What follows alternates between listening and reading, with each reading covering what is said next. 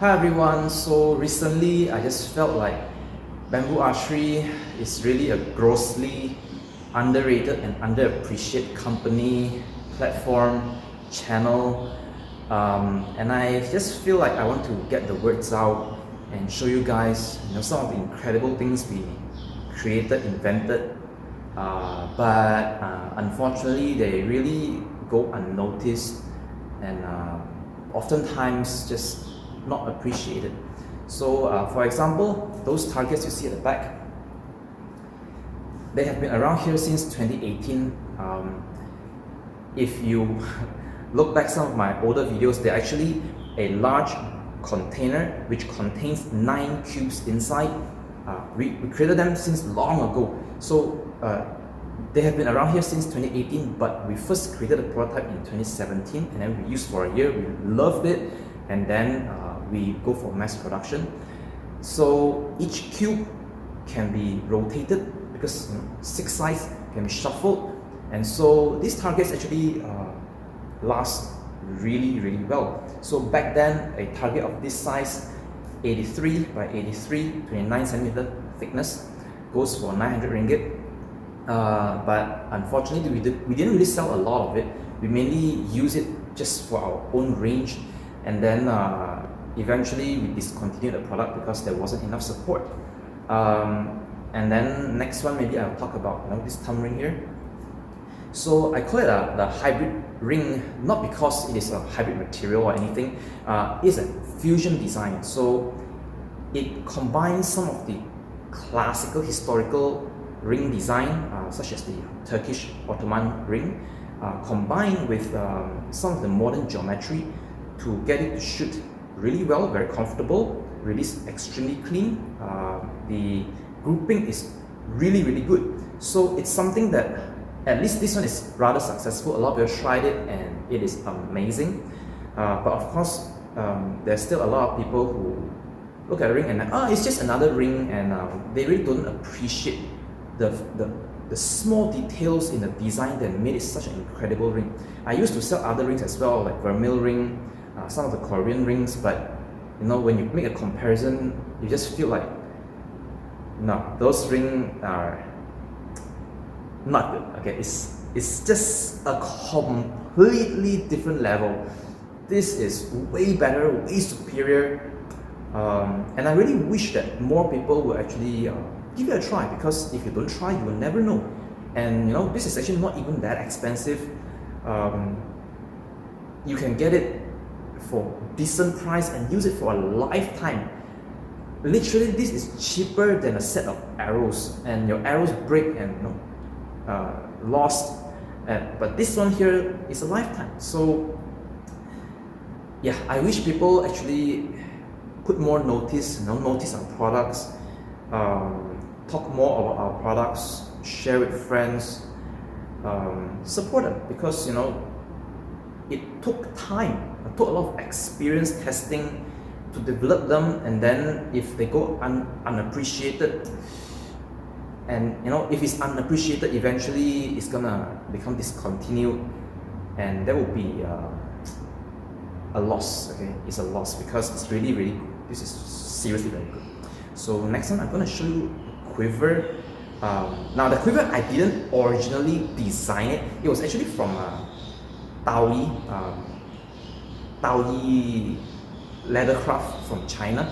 So they created the original one, and I think it's quite beautiful. However, when I contacted them to get their Quiver, there was some issue because they do not include a belt. It's not an integrated system. They sell a Quiver separately. You have to get your own belt, and they don't integrate. So that's why I don't like that idea. So that's why I gave another craftsman the idea, and then he created it with his own creativity. And I felt that the amount of changes that have been done on that Quiver is worth showing to you. I'm gonna show you the original design so that you can have a look. Now, compared to the original design, the first thing you will notice that the original design actually has a flat base. it is flat so that the quiver can actually stand, but on this quiver, it is rounded, so it cannot stand. This is also curved, so the original is flat across. The original also actually has like a small top, and then it is a big base, which helps with stability standing. But this one here is actually more of a vertical. It's more rectangular. It's not like a trapezium. So that's one of the geometric change on the exterior. And then the original is like black, nothing. So this is something that the craftsman created, this marble effect. And then even on the carving here is actually more intricate. So the original had a different texture. They have this Y shape, whereas this one, well, this is what he has. Also, you see, we added this kind of almost like raised skin pattern on the areas where you do not have this pattern around it. So I find that this is actually more beautiful than the original. Also, in terms of the belt attachment, that's actually very important for me, because I do not want like just vertical straps that hook on a random belt. So this one here is actually integrated.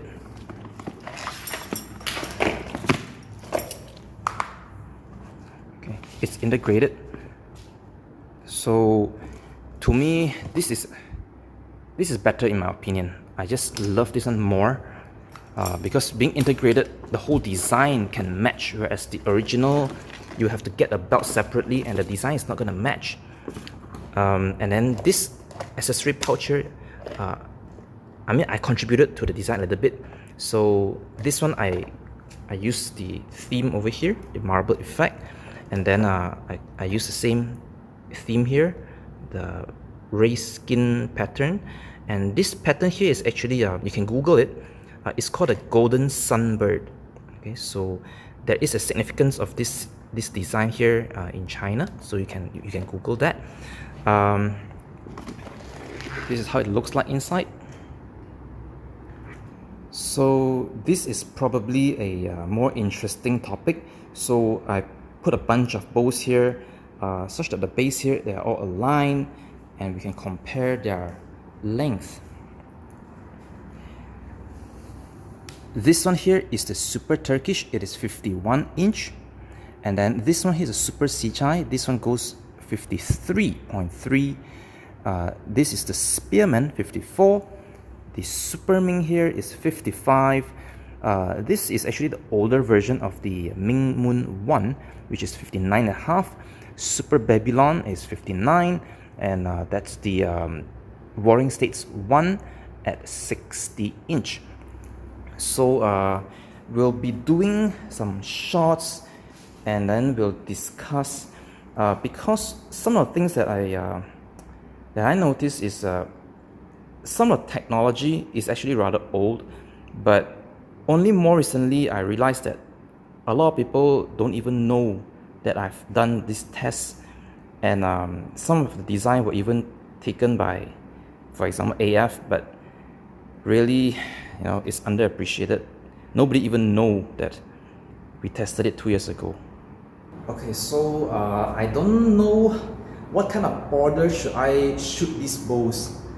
Maybe I'll just go from the smallest to the largest. But the thing is, the technology is not in chronological order. But anyway, so this is how the main quiver sits on the waist, on the hip. Okay, and I find that the movement here is less restricted on the Ming because it's shorter, whereas the Turkish a little bit longer. It is slightly more restrictive. Like example, if I were to bend down to get stuff, this one doesn't restrict me, whereas the Turkish kind of get in the way slightly. Of course, you can still reach down, but you can feel that, oh, the quiver is being a bit longer and there's more contact, whereas the Ming quiver is shorter, more compact, and it doesn't get in the way. Let's see, which bow should I shoot? The shorter one. Let's try the Super Turkish. Okay, so what do I like about this Super Turkish? This is actually a bow that I designed to replace my Spearman Emperor. So I used to use my Spearman Emperor for field archery because that's my shortest bow. All my other bows are longer. So when I went to field archery, I realized that the big bows can be a bit cumbersome. So I wanted a shorter bow, and this is what I have. The Spearman Emperor 54 inch. This one here is 51 inch. It also comes with a hook here, so that when we go into the forest or the jungle or whatever, in field, we can hang it on small branches on a tree. So it is more convenient, more compact. It is also smoother than the Spearman Emperor. We have carbon back, ceramic foam, and of course this really crazy pattern here. Of course you can choose any veneer, but in this case I was testing out this really crazy pattern. It's called a white ice bead or white ice pearl, however you want to translate that. Bow length 51 inch, the max draw length is 32. I haven't set the marking point, so I have to look at it manually. Oh yeah, this one is missing the arrow pass on the other side. That's why I have to turn to this side to see where it is. Otherwise, I do not know where it is. And because I haven't do the grip, so it feels a bit too small for me. Once you do the leather grip, then the size should be correct. Right now, being bare is a bit small.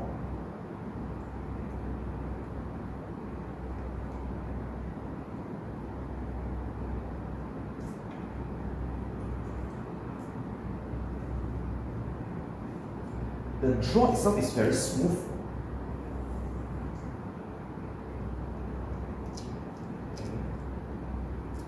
Now I'm trying to do a full draw. Maybe I'm going to shoot a few more arrows. Because we did previously tested the PPI, the smoothness. So this bow is actually 7 PPI, which is just at the threshold between smooth and stacking. So you can't quite tell whether it's on stack or not. It feels smooth enough, especially for a bow that's only 51 inch. It's better than a lot of the Turkish bows of this size, Turkish Tatar bow of this size.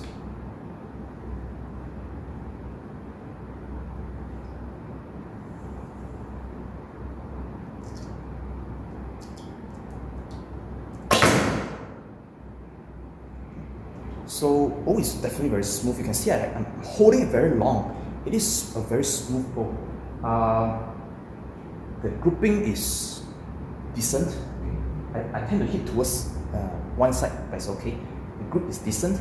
Hand shot and vibration is extremely low. It's extremely low. Like right now, it's bare. There is no leather on it to absorb any residual energy. But at the same time, even though without a wrap, it is already very low in hand shot and vibration. So if I were to wrap this up, I can definitely tell you that it will feel really good, because it already started low. Wrap it up, even lower. Okay. So this one here is actually one of the more recent design. Okay, not the most recent, but one of the more recent design. Maybe midway. I say midway. So carbon back, glass belly. Okay, ceramic foam core. So I'm gonna collect my arrows and then go for the next bow. Okay, so now I'm just gonna talk about the Super Sicai. Length of this bow is 53.3 with a maximum draw length of 32. So a little bit longer than a Super Turkish, but the same draw length. Okay, so recently there is quite a lot of hype regarding the AF Sicai 3K white eyes. AF is actually sending me one sample. haven't arrived yet, but in my opinion, it probably won't outdo this unit. The Super Sicai is a carbon back, glass belly. You might wonder, oh, what are you talking about? This is carbon, isn't it? Right? So the reason why I say that is because this particular design is actually one of my very early design that I did 2 years ago. So if you look back at my one of my video, I think it's titled Limitations of Carbon Bow, I think it's something like that. So in that video, I showed a Mariner Hanwin 3 in which the belly looks like carbon, but is actually glass on the top and a thin layer of carbon under it. So the carbon serves as a veneer, and the compression is actually taken by the glass. Okay, so that is a 2-year-old design, and that's exactly what we use here. Okay, it has a glass belly and a 3K carbon veneer under that glass. That's why you see the carbon weave texture, but it is actually glass. Okay, it is actually glass, and I would call it glass. I wouldn't call it a carbon belly, because if you were to call it carbon belly, it would mean that it's true carbon, which I'm going to show you later. We do have a carbon belly where it's really carbon on the belly. This is not, this is a glass belly, so I do not want to confuse people. This is a glass belly with a carbon veneer. But oftentimes a lot of people couldn't tell them apart. Just look at it. Can you tell them apart? It looks like carbon, right? So there is actually a very easy way to tell. On the true carbon belly, when you look at it, it is perfectly all black, like very clear black color with all the patterns showing out. But the one with glass belly, you actually will find like white streaks on the surface. White streaks, especially under certain angle, you'll find the white streaks. Okay, so this is a glass belly. It's a carbon back glass belly with a carbon veneer. And the 3K Sicai white eyes is essentially this bow with the carbon back removed and replaced with the standard glass. So I don't think that bow is gonna perform any better than this one. In fact, just now I said the video with the Mariner Hanwin 3, that is the exact configuration that's being used in the Sicai and the short Zuran, which is glass back, glass belly with a 3K carbon veneer. And that is a pretty old design. It has its own limitations. That's why I don't use that design unless necessary. Which in this case, on this Super Sicai, it is suitable to use because there is a material limitation. I don't have other choice of material to use. That's why we have to create this design. And then from what I know, AF tried to do a carbon Sicai as well. He sent Armin two samples of carbon belly. Now this is true carbon belly on the outside, and both of them broke within 2 arrows. So that's why I don't use it. And then AF went back to the drawing board and said, "Oh look, Ronald's version is still around. It's still working. There's no warranty. There's no problem. So let's use Ronald's version of the belly." And that's why we have the Sicai 3K. The material, the design, definitely no issue. I know things I developed is good. So the bow is definitely going to be good. In fact, I heard a lot of good things about the bow.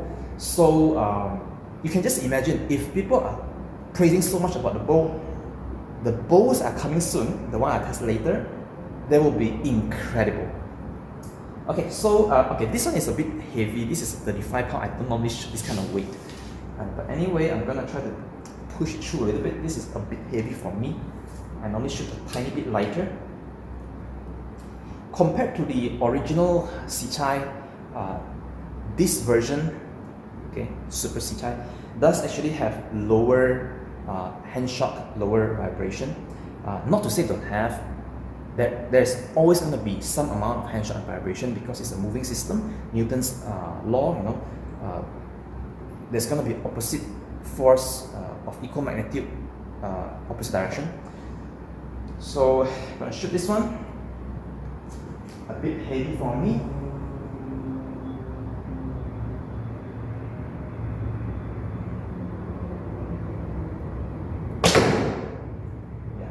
Hand shock is very well controlled. The original like Sicai bamboo there's got some vibration to it, some hand shock and vibration. So this is actually a lot well managed. But on the Sicai 3K, which is coming, I haven't tested it yet. I do not think it's going to be better than this because you know you're removing the carbon and replace with glass. So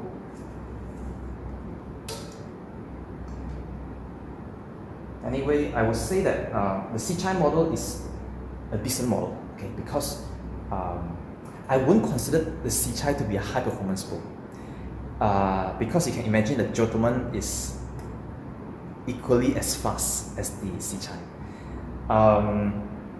But the thing is, Sicai is a durable design. It is not the fastest laminate bow. It's actually on the lower end of the laminate bow in terms of efficiency and speed. But that's a good thing because now the bow is not very stressed, and so it is actually more durable. So it's a good thing. It's a good thing. If you're not chasing for speed, Sicai is actually a pretty good bow, durable. I don't have much issue with the bow. That's very good.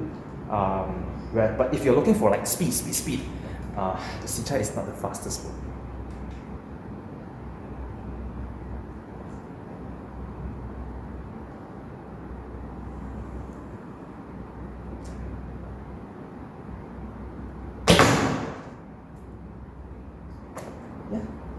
Definitely hand shock is very well managed.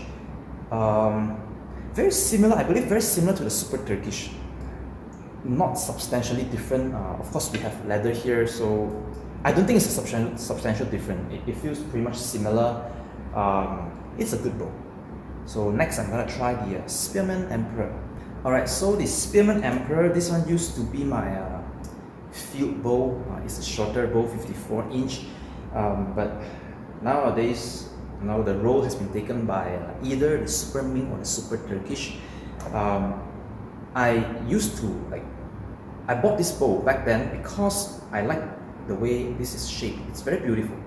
I think it's very artistic. But this is actually not like a very high-tech bow. It's just a standard laminate glass, bamboo core, ash on the cia, on the handle.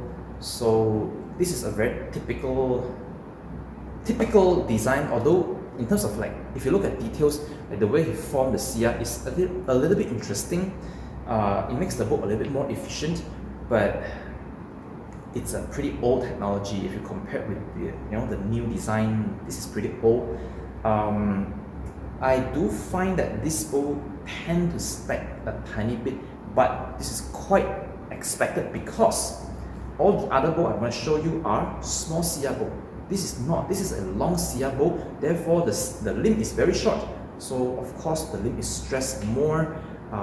The bow is going to be a bit more stacky, and there's more weight here, so the hand shock is going to be a little bit more.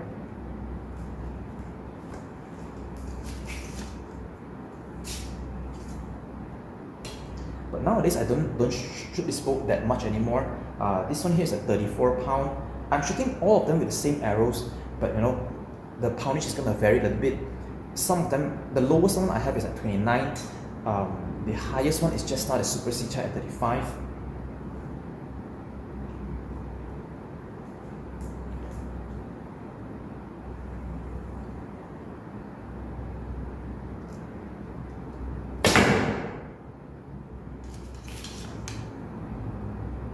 pretty okay bow, though the hand shot can be a little bit more, a little bit on the higher side because it's a long sear, it's heavy here.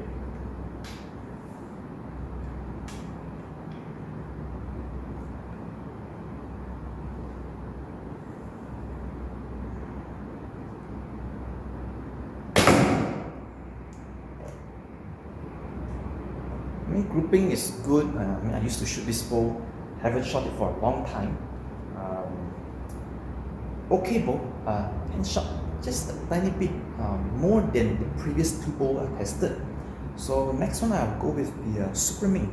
So in terms of bow design, actually the Super Ming is my latest.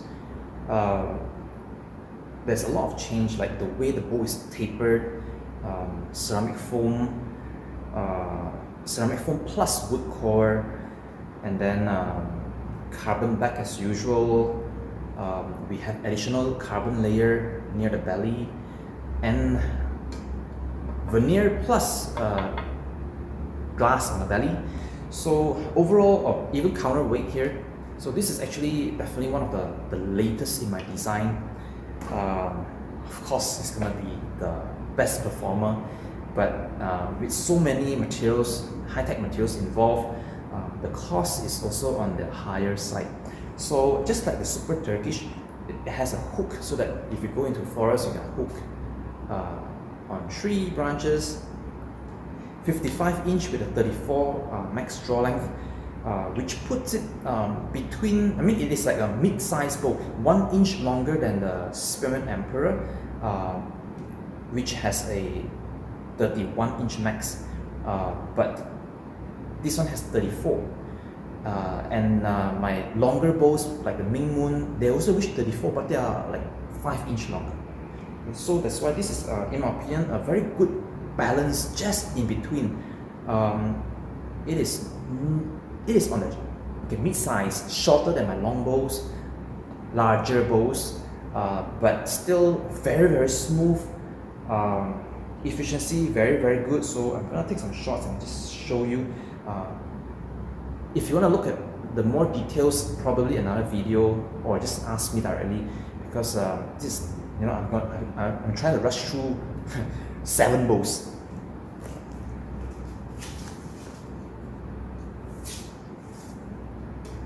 So based on previous tests, you already know that this bow actually is extremely smooth. Oh, this one is a 33 pound. It's very smooth. Speed has been very good. Even though I haven't actually done the leather thing, but same thing. Once you add the leather, it's gonna be less hand shot, less vibration. But even without, actually, it's really very good. Except that without leather, it's gonna be a bit more slippery.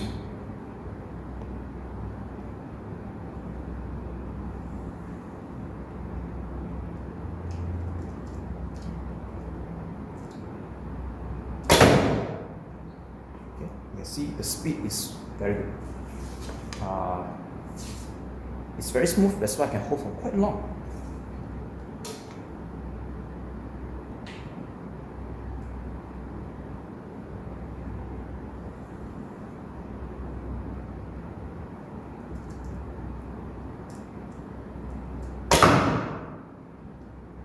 Grouping, very good. The bow is very stable. Hand shot vibration, how does it feel? Very low. Actually, most of these bows that I have, especially all the good ones, hand shot vibration is very low. I think out of all the bows I tested so far, the Spearman Emperor being a non-carbon bow without any counterweight, that one has a tiny bit more hand shot than the rest. So I'm gonna just jump into the next bow, which is the Ming Moon one. Okay, Ming Moon one. So let's enjoy the beauty a little bit. So this is a zebra wood, and this one here is a true carbon belly. Okay, so if you watch my older videos, limitation of carbon bows. So carbon is very stiff, you cannot bend very much. That's why if you use it on the belly side, you have to make the bow longer. So this is a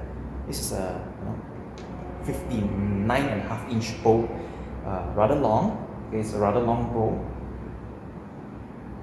It's a large bow. This is actually one of the very early design that we have. The Warring States is the oldest.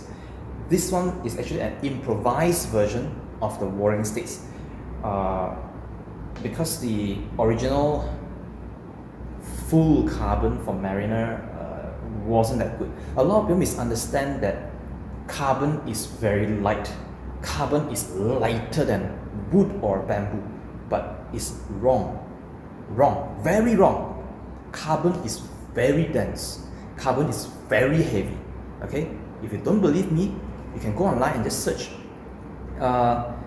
Density of water is 1 gram per cubic centimeter, so it's pretty easy. Now it's 1, so anything less than 1 floats on water, and anything more than 1 sinks. Okay, so wood generally is about 0.6 grams per cubic centimeter. Bamboo a little bit denser at around 0.7 grams per cubic centimeter. That's why both of them float on water. So how much is carbon fiber? 1.8. It ranges 1.8 to 2 grams per cubic centimeter. That's almost double the density of water. So carbon is not light. Carbon is heavy. So when you use a full carbon core, you're gonna slow down the performance. Okay, that's why after that we improve it. This is like the improvised version of the original Mariner full carbon. So there is some design changes. We changed the way the core is built, and of course the way that the carbon, the weave are aligned, oriented, because we even have one unit looks exactly the same, because that was a failure. That's a total failure. We got that warranted. This is the warranted unit. Looks exactly the same here, but that unit is a total spaghetti, wet spaghetti. The thing is just so unstable, so twisty. Like when I draw that bow, the Sicai just is totally unstable. That's why carbon is great if you use correctly, but you have to use it correctly. It's not just that, oh, I slapped carbon on and it's a carbon bow and it's the best thing on earth, it's going to improve efficiency and so on. No, actually carbon don't really improve your speed that much. It depends on how you orient the fibers. For example, in the case of carbon belly, it doesn't improve the performance. It does improve stability, but it doesn't improve performance that much. Pretty much the same. After that, we improvise it. We're gonna lighten up the bow. Performance improve a little bit, less hand shot, a tiny bit more increase in speed. And after that, we tried the glass belly with carbon veneer. That one, technically, you can treat it as a glass bow. Okay, don't think of it as a carbon bow. It's a glass bow with a carbon mainly as a veneer. Doesn't improve performance, but it does improve in torsional stability a tiny bit, which is what is on the Sicai 3K white ice. And then after that, we start experimenting with the carbon back, which is on the Super Turkish and the Super Sicai. And after that, only we start to have the most advanced version, which is the Super Ming and also the Super Babylon that comes after this.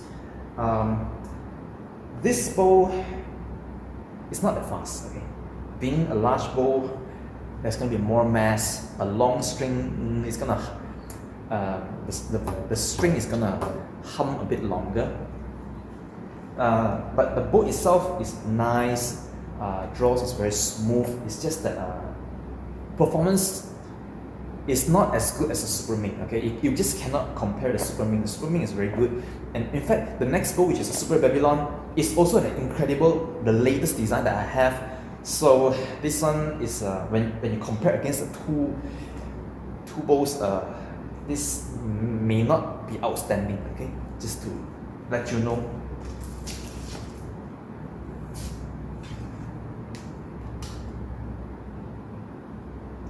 Decent bow, but not outstanding compared to the two latest design. This is a 30-pound bow.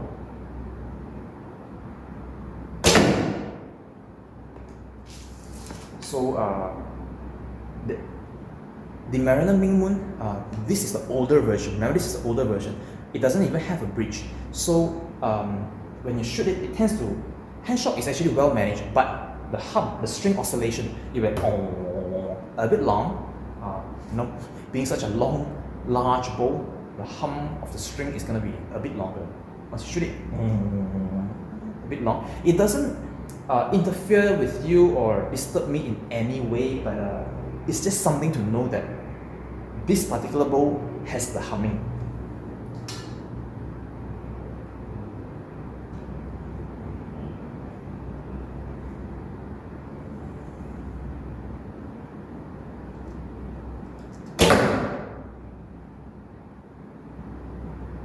Again, there's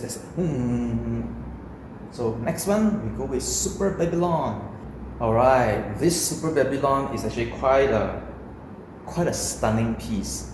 So performance on this one is actually really high. I think it could be, okay, potentially be either number 1 or number 2. Okay, it's either this or Super Ming. I'm not sure which one is the fastest yet. I didn't test it. I didn't chrono them. But definitely these two bows feels incredibly fast. So fast that I have to have this extra thick so that it doesn't crack the knock. So I'll show you. This is an alternative version compared to the Super Ming. This one here has unidirectional on the back. And then there's actually a total of 3 carbon layers. Then veneer and glass. So I mean, example like this, right? Because we have like orange curly maple on the veneer, as a veneer, we don't say that this is a curly maple bow, right? We don't say it's a curly maple belly. We say it's a glass belly, right? We call it a glass belly with a curly maple veneer. So that's why in the case of the 3K carbon veneer, I call it a glass belly with a carbon veneer instead of calling it a carbon belly, because just now that Ming Moon is a true carbon belly, the next Warring States is also a true carbon belly. Super Sicai is not. Okay? It is a carbon veneer. So this one here, just like Super Ming, is a lot of high-tech stuff went into it. The most advanced carbon configuration, with counterweight, everything we have. I dumped everything I know into this bow, and therefore this one, watch the speed. By the way, this is only 30 pounds, but holy hell, the speed. So that's why I suspect this either number 1 or number 2.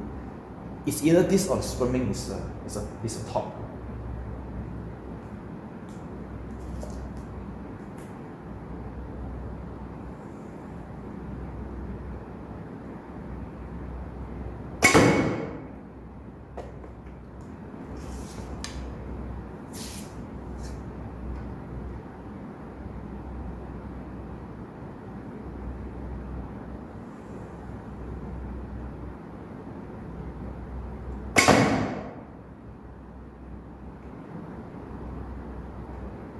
This bow is very fast, very fast. I don't have a chrono, but you know, based on my ears, my radar ears, I think this very likely could be the fastest bow of all the 7 bows that I'll be testing. But there's a drawback with AF. Okay, there's a drawback with AF. So Mariner bows, Yuan bows, their quality control tend to be better. I have less issue with them, less cases of warranty. AF bow, unfortunately, okay, I'm not trying to say AF is bad, okay, I'm just giving you reality check, giving realistic expectations. The AF bows tend to have higher risk of breakage. This year alone, I already have several Super Babylons that broke. Okay, so it tend to have higher risk of failure. Of course, I also have other models like Tatar and so on. So AF is just not as durable as the other more premium brands. But of course, AF pricing is good, pricing is lower, and if you have any problem, AF will warranty it anyway. So don't worry that AF won't skip on your warranty. They are a reliable brand. Just to know that the brand is the product is not as durable. Okay, so sometimes you get lemons. If the bow is turns out good, great. If it breaks, get it warranted. So yeah, so that's the thing about AF bow. They can make good bows, but because mass production, when you have large volume, control is a bit of a problem. Not the best, okay? Not the best. But I'll say that on the super variants, very, very good. In fact, one thing that I might want to mention is these super variants. There is a certain limitations to it. So carbon is more difficult to fix if it's twisted. Okay. In my previous video, I've covered this before. If there is carbon on the bow, it is more difficult to fix if there's a twist. And I can tell you, pretty much any bow that arrives is most likely to have some degree of twist. This one here had a little bit, I fixed it. Super Ming, a little bit, I fixed it. Super Sicai, all of them came in with a bit of twist, so I fixed it. So when you go for carbon bows, you are really looking at not just the manufacturer, but the seller.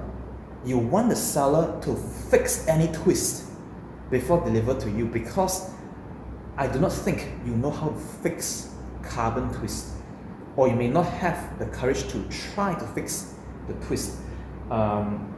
Especially the newer versions of carbon that I create, they are extremely resistant and can be quite a pain to fix. Okay, so these carbon bows, if you want it, don't try to be cheap. Okay, you have to go through me, because I need to fix that thing before I send to you. Otherwise, if it gets to you, you may not be able to fix it. Okay, just for you to know. Finally, we have the really old. This is actually the second oldest. Spearman is the oldest. This is the second oldest I have among the 7 bows. And this one here is my Warring States 1 with a carbon belly. This is actually a very early version of the Mariner full carbon. So there, from my very early on in my test reviews, I already mentioned this bow has some hand shock because it's heavy. You see all the carbon there, this bow is heavy. So some hand shock is there. The bow is it's not going to be the fastest possible configuration. The weight there, hand shock, less speed, less efficiency. But even though like that, in the past, when I compared this one against the Babylon, standard Babylon, this one outperformed. This one was better. But now, the Super Babylon against this one, from my own test, okay, what I see, the Super Babylon is quite clearly faster. Okay, quite clearly faster. Hand shot. Oh, I think I forgot to even mention on the Babylon, Super Babylon. That one, in terms of hand shot and vibration, is so incredibly low. I might say it is the lowest of all the other bows. Okay. So this one here, by comparison, I mean this is the oldest carbon. Okay, the oldest carbon bow among all the others. It's not the best example to show, but still, I'm gonna shoot it, and hand shot on this one is a bit more. Speed is a bit less than the Super Babylon. But still, it's still a very, very good bow. It's still a very, very good bow. Just that being the oldest design, it cannot match. Okay, it cannot match with my latest design.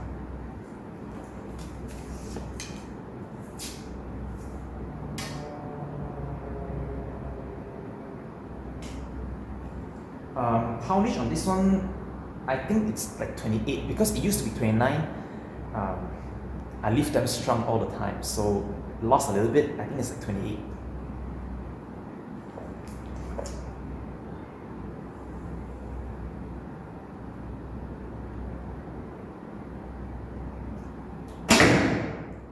Still a good performance, very solid performer, but not as fast. Definitely not as fast. That Super Babylon, oh, scary.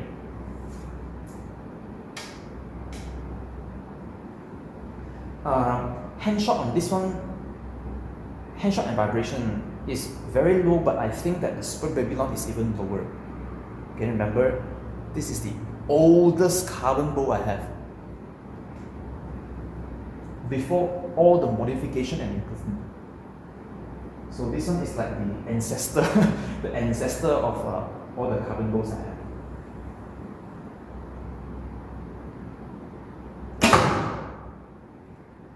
Still a solid performer, but the successor is definitely better. Okay,